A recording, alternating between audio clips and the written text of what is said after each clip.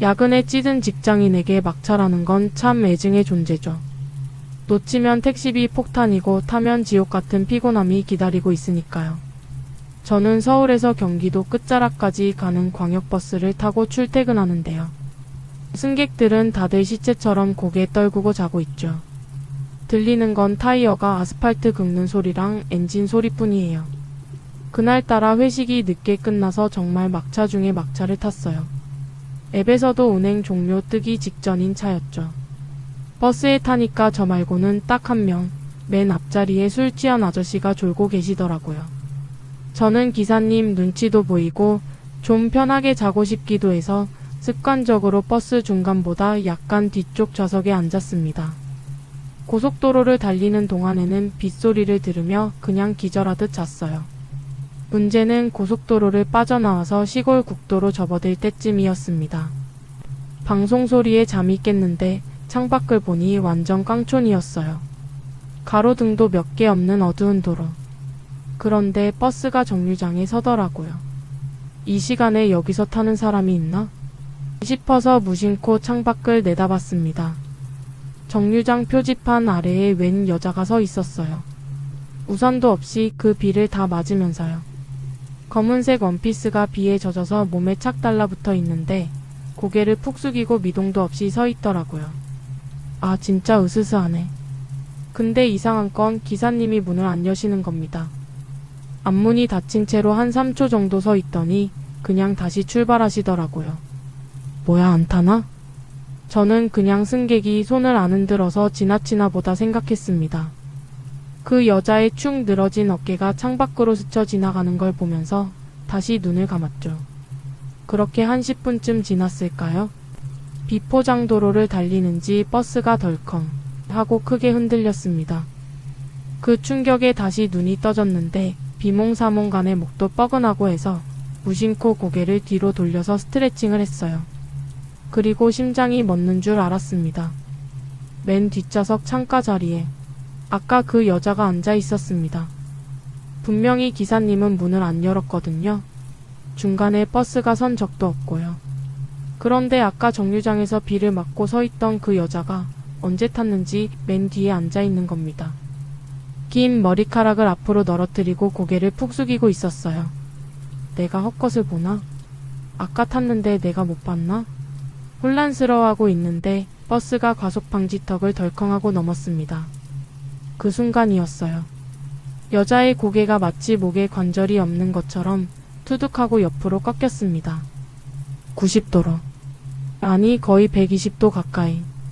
꼭 목이랑 몸통이 실 하나로 간신히 연결된 인형처럼 머리통이 덜렁거린다는 표현이 딱 맞겠네요. 귀가 어깨에 닿을 정도로 힘없이 머리가 굴러떨어지는데 그 반동으로 여자의 시선이 저랑 정면으로 마주칠 뻔했어요. 저는 비명을 지를 뻔한 걸 간신히 참고 급하게 앞을 봤습니다. 그렇게 5분쯤 지났을까요? 앞 유리창에 뒷좌석이 희미하게 비치잖아요. 밤이라 밖은 깜깜하고 안은 파란 조명이 켜져 있으니까 거울처럼요. 무심코 시선을 들었다가 유리창을 통해 또 목격하고 말았습니다. 이번엔 아까랑 달랐어요. 아깐 분명 고개를 푹 숙이고 있었는데 이번엔 그 여자가 고개를 들고 있었어요. 아니, 들고 있다기보단 목이 뒤로 180도 젖혀져서 등받이 위에 머리를 얹고 있는 자세였어요. 그리고 유리창에 비친 그 여자의 눈이 정확하게 저를 보고 있었습니다. 검은 자가 절반을 차지한 눈으로 저를 노려보고 있었고 버스가 흔들릴 때마다 그 젖혀진 목이 건들건들 흔들리는데 비명도 안 나왔어요. 너무 무서워서 기사님한테 뛰어가고 싶은데 다리가 안 움직였습니다. 그런데 그때 알았어요. 기사님의 행동이 더 이상하다는 걸요. 원래 조용한 거 좋아하시던 분이 갑자기 라디오 볼륨을 확 키우시는 겁니다. 트로트 음악이 시끄럽게 울려 퍼지는데 기사님은 백미러를 한 번도 안 보셨어요. 아니, 일부러 안 보는 것 같았습니다. 뒷좌석에서는 계속 이상한 소리가 났어요.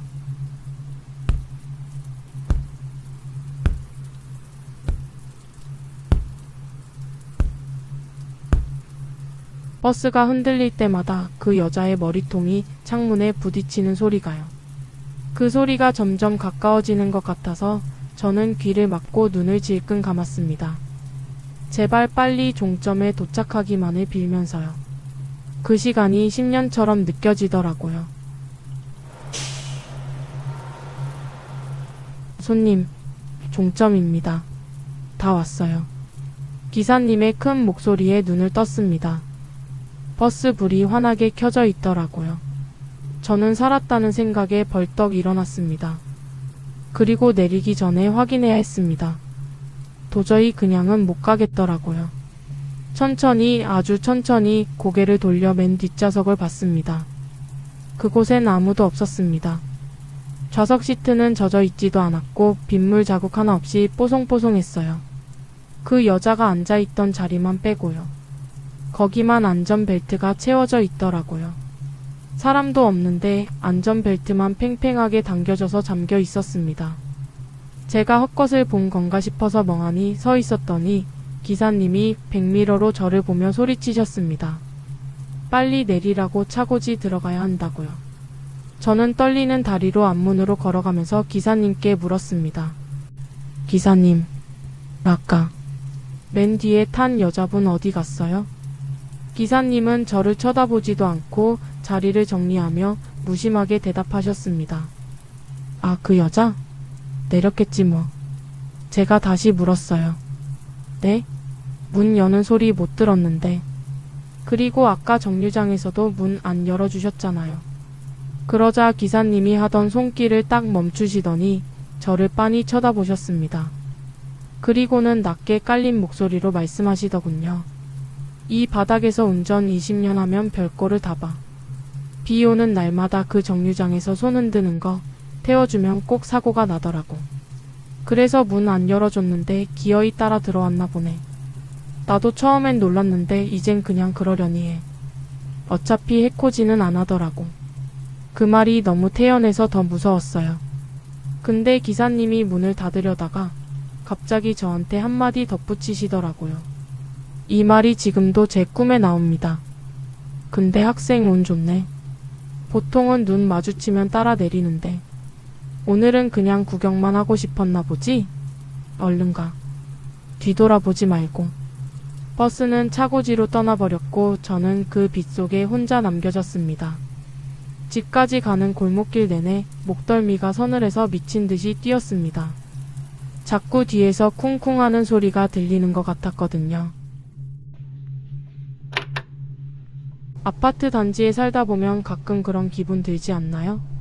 저 수백 개의 창문들, 저 많은 집들 중에 지금 이 순간 나를 쳐다보고 있는 눈이 단 하나도 없을까?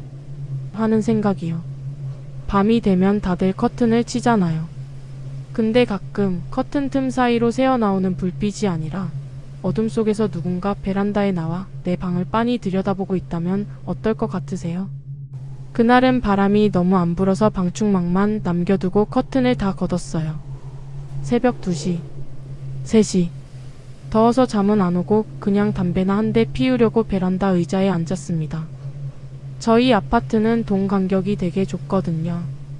창문을 열어두면 맞은편 동 거실에서 TV 불빛이 번쩍이는 것까지 다 보일 정도죠. 새벽 3시니까 맞은편 동은 불이 다 꺼져서 시커먼 벽처럼 보였습니다.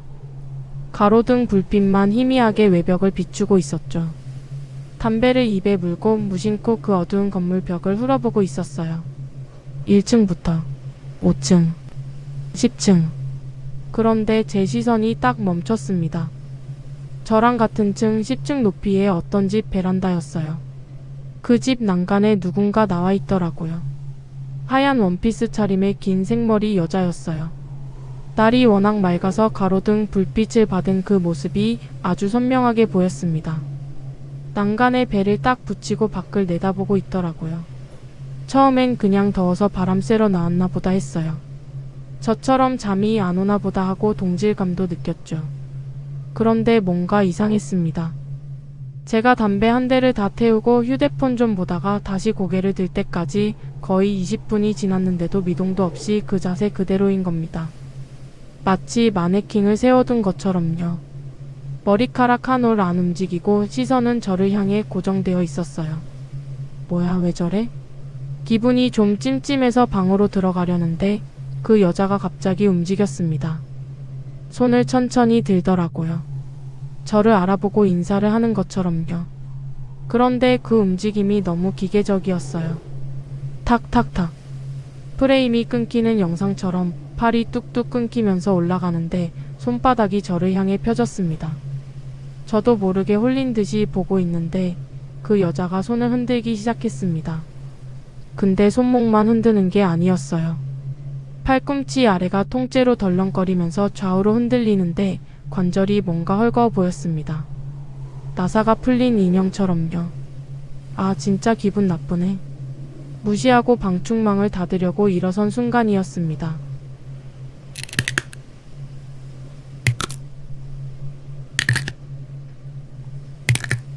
고요한 새벽 공기를 찢고 끔찍한 소리가 들렸습니다. 그 여자의 팔이 반대 방향으로 꺾였거든요. 손을 흔들던 반동을 이기지 못한 것처럼 팔꿈치가 바깥쪽으로 뚝 튀어나가고 팔뚝이 기괴하게 뒤틀려 버렸습니다. 사람이라면 비명을 질러야 정상이잖아요. 근데 그 여자는 여전히 웃는 듯한 얼굴로 저를 쳐다보고 있었습니다. 덜렁거리는 그 팔을 허공에 대고 계속 흔들면서요. 저는 공포에 질려 뒷걸음질 쳤습니다. 미친. 저거 뭐야. 그때 그 여자가 베란다 난간 위로 올라갔습니다.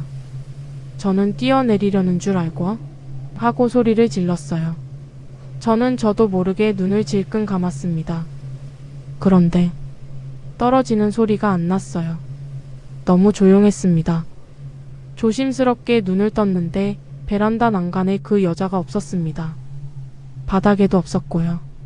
곧이어 찾아낸 여자는 아파트 외벽에 달라붙어 있었습니다. 거미처럼 팔다리를 쫙 벌리고 아파트 외벽에 납작하게 붙어 있었습니다. 아까 꺾여서 덜렁거리던 그 팔로 시멘트 벽을 꽉 움켜쥐고 있었어요. 그리고 움직이기 시작했습니다. 비가 안 와서 벽이 바짝 말라 있었거든요. 그 거친 벽을 맨살로 비비면서 기어가는데 쓱 쓱 하는 소리가 제 귀에까지 들리는 것 같았습니다. 속도가 엄청 빨랐어요. 바퀴벌레가 도망가는 속도처럼 타다다닥. 그 기괴한 형체가 순식간에 옆집 베란다 쪽으로 이동했습니다. 할머니 혼자 사시는 그 집은 날이 더워서인지 창문이 반쯤 열려 있었습니다. 그 여자는 망설임도 없이 그 열린 창문 틈으로 머리를 들이밀었습니다. 그리고 몸을 길게 늘려서 뼈가 없는 연체동물처럼 스르륵 하고 빨려 들어갔습니다. 방충망도 없었는지 거침없이요. 마지막에 발목이 창틀을 넘어가면서 사라지는 그 순간까지 저는 숨도 못 쉬고 보고만 있었습니다. 들어가자마자 무슨 비명 소리라도 들릴 줄 알았어요. 그렇지만 제 예상과는 다르게 너무 조용했습니다. 그게 더 미치겠더라고요. 차라리 비명이라도 들리면 신고라도 할 텐데. 들리는 건 오직 실외기 돌아가는 소리뿐이고 그 할머니 집은 쥐 죽은 듯 고요했습니다. 아무 일도 없었던 것처럼요.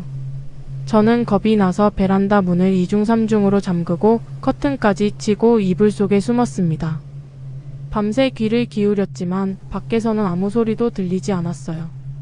저는 뜬 눈으로 밤을 새우고 날이 밝자마자 밖으로 나왔습니다. 그리고 아침부터 쏟아지는 비에 우산을 챙겨 들고 출근하는 척하면서 경비실에 들렀습니다. 순찰 돌고 계신 경비 아저씨한테 슬쩍 물어봤죠. 아저씨 수고 많으십니다. 다름이 아니라 저기 맞은편 동 1004호요. 할머니 혼자 사시는 집 있잖아요. 어젯밤에 창문을 활짝 열어두셨던데 비 오는데 괜찮나 해서요. 그러자 경비 아저씨가 저를 빤히 쳐다보시더라고요. 그리고 고개를 갸웃거리며 이렇게 말씀하셨습니다. 1004호? 거기 빈집 된 지 1년도 넘었어요. 작년에 할머니 돌아가시고 나서 자식들이 집 내놨는데 안 팔려서 계속 공실이에요. 순간 머리를 한 대 맞은 것 같았습니다. 네? 빈집이라고요? 어제 분명히 창문이 열려 있었는데. 저는 아저씨 말을 듣고 허겁지겁 밖으로 나가서 맞은편 동 1004호를 올려다봤습니다. 내리는 빗줄기에 흐릿하게 보였지만 그 집 베란다 창문은 정말 굳게 닫혀 있었습니다. 유리창에는 뿌옇게 먼지가 껴 있었고 안에는 커튼도 없이 텅 빈 거실이 보이더군요. 사람이 사는 집이 아니었습니다.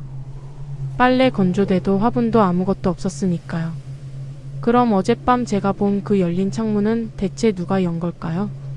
그리고 벽을 타고 그 안으로 들어간 그 여자는 지금 그 텅 빈 집 안에서 혼자 뭘 하고 있을까요?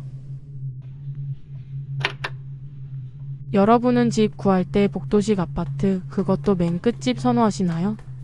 보통 끝집이 사람들 안 지나다녀서 조용하다고 좋아하잖아요. 저도 그래서 들어갔거든요. 지은 지 30년 넘은 낡은 주공 아파트였는데 저는 15층 제일 꼭대기층의 맨 끝집이었습니다. 복도가 일자로 쭉 뻗어 있고 제 집 현관 앞에 서면 저 끝에 있는 엘리베이터까지 한 50m는 좋게 되어 보였죠. 밤에는 센서등이 하나씩 켜지면서 길이 열리는데 그게 묘하게 런웨이 같기도 하고 으스스하기도 하고요. 사건은 지난주 밤 11시쯤에 일어났습니다. 집에서 맥주 한 캔 하면서 유튜브 보고 있는데 복도 쪽 방 창문 너머로 소리가 들리는 거예요. 방충망도 있고 방범창도 있어서 밖이 잘 안 보이는데 소리는 아주 선명했습니다.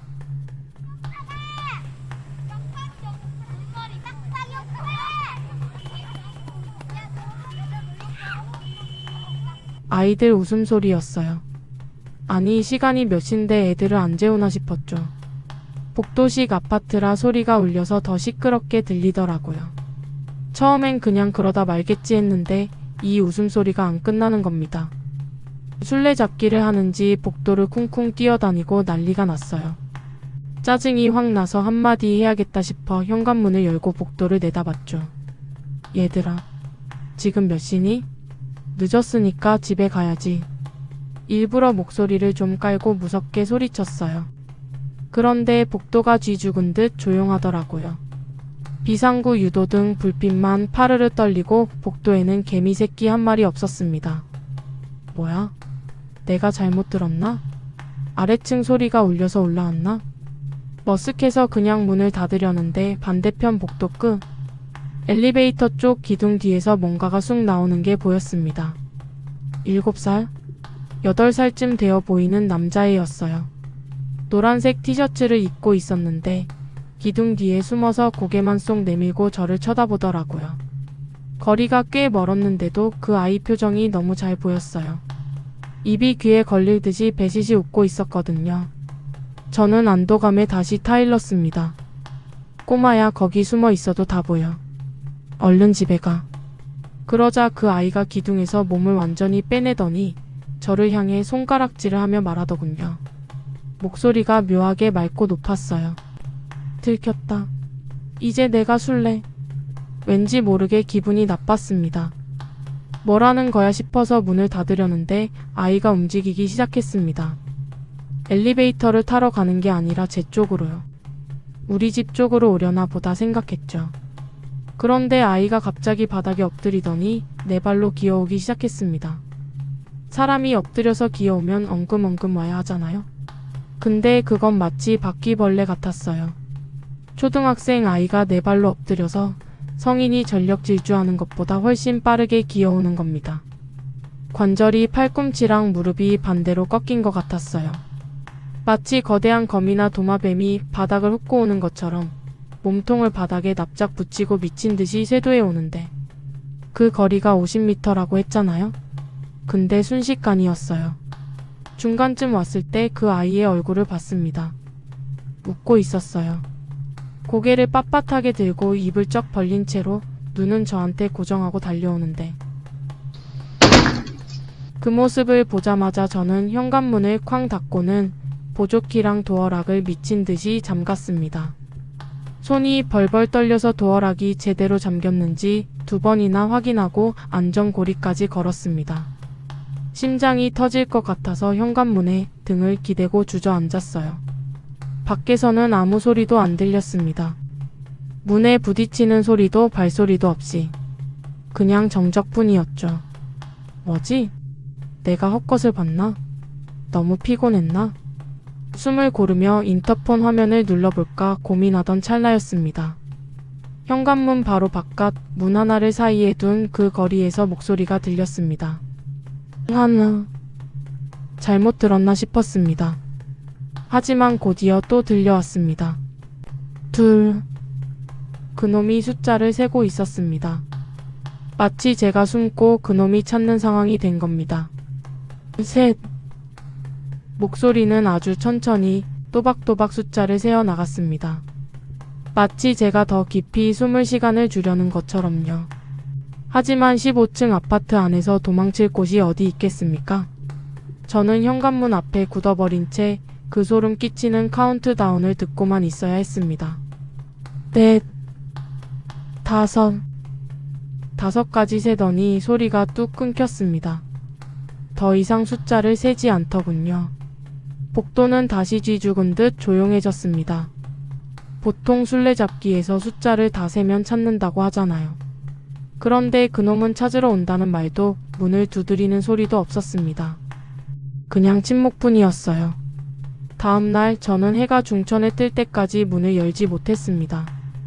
오후 늦게 출근하는 옆집 사람 소리를 듣고 겨우 문을 열어봤습니다. 복도에는 아무것도 없었습니다.